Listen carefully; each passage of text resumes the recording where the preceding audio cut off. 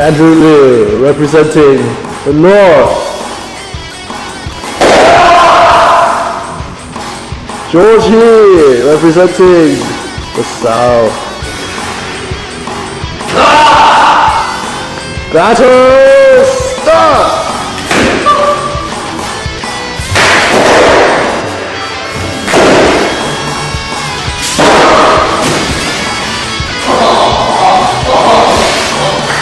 Moving north to south.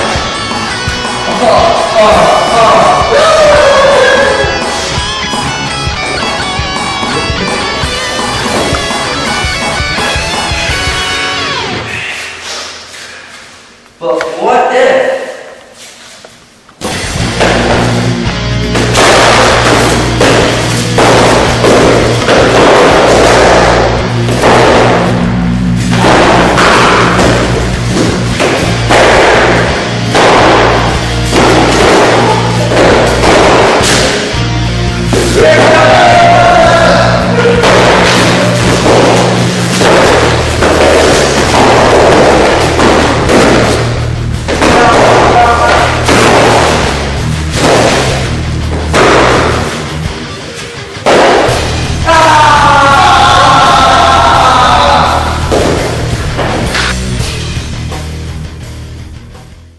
Hi, I'm Bryant Nishida.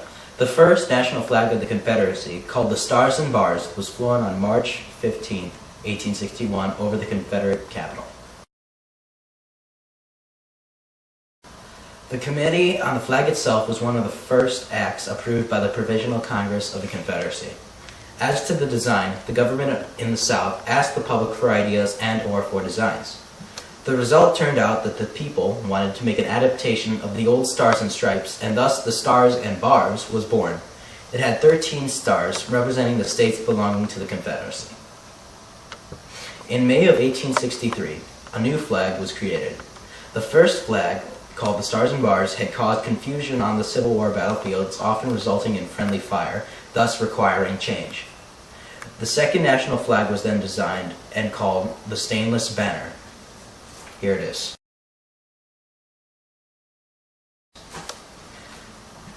The stainless banner referred to the unspotted virtue and honor of the Southerners and their fight for independence from the tyranny and aggression of the Northern states.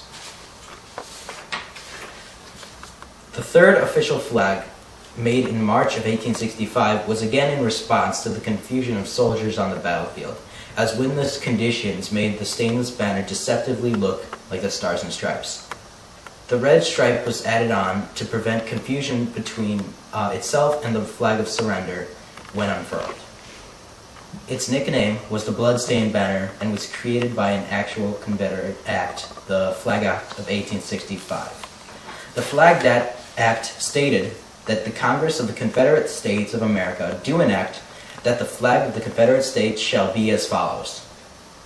The width 2/3 of its length with the Union, to be in width of 3/5 of the width of the flag, so to be proportioned as to leave the length of the field on the side of the Union twice the width of the field below it, to have the ground red and the broad blue satire thereon, bordered with the white and emblazoned with mullets of 5 or 4 pointed stars, corresponding in number to that of the Confederate States. The field to be white except for the outer half from the Union to be a red bar extending with the width of the flag. Here it is.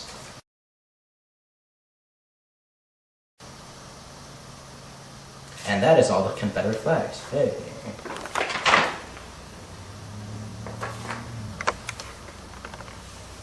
Isn't that right, Betsy? Yes. A Virginian soldier was once heard to say, "They never whipped us meaning the Confederate and they meaning the Union, unless they were 4-1. We should have won the war for our cause and established our independence. So, how could the Confederacy have won the Civil War? Well, first of all, the South had many large advantages working for them. First, they possessed a very large and massive continuous landmass that stretched all the way from the Atlantic to Texas, and all the way north to south from the Ohio River to the Gulf of Mexico. This was 750,000 square miles of land, which was filled with natural resources. The South also possessed miles and miles of seacoast, which would be perfect for the sources of food. The seacoast would have also made it ideal for avoiding Union blockades, which the South could have possibly been looking forward to and trying to avoid in some way. And the Confederacy and the South had a very devoted and dedicated population, which all believed in their righteousness of their cause. The South also had two very, very qualified leaders in President Jefferson Davis and General Robert E. Lee.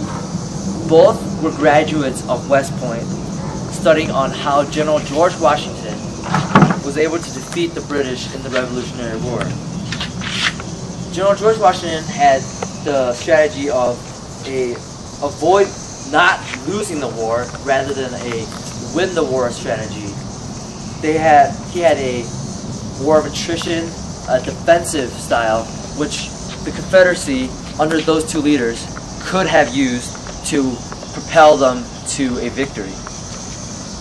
Also, one of the most significant events that would have changed the outcome of the war was whether or not the Confederacy was able to work its power in foreign affairs and able to get a European power such as Britain or France to be allies.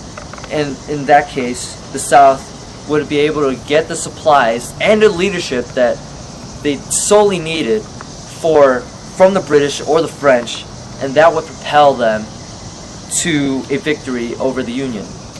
Using their numerous, massive resources and the huge landmass, and if they could have worked their powers in foreign affairs, the Union would definitely have been defeated, and the Confederacy would have definitely been propelled to a victory.